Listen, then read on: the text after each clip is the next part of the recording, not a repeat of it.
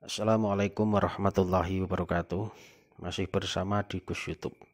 Ini sejarah beliau Simbah Kyai Dalhar Watu Congol Gunung Pring Muntilan.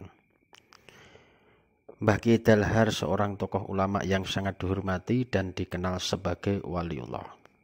Lahir di komplek pesantren Darussalam Watu Congol Muntilan, Magelang, Jawa Tengah. Lahirnya beliau pada hari Rabu tanggal 10 Syawal 1286 Hijriah atau 12 Januari 1870 Masehi.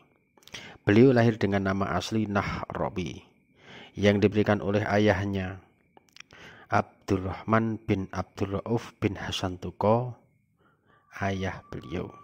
Kyai Abdurrahman adalah seorang ulama terkemuka yang juga menjadi panglima perang Pangeran Diponegoro.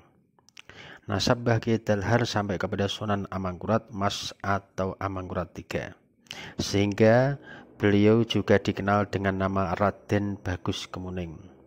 Itulah silsilah keturunan beliau Simbah Dalhar Gunung Pring Muntilan, Magelang.